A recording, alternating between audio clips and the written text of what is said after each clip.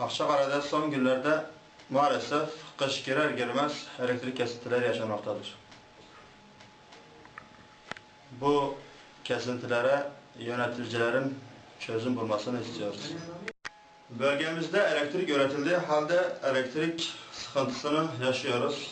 Hemen hemen her gece elektriğimiz kesiliyor. Birkaç gün önce elektriği gitti, ta ertesi gün akşama kadar gelmedi.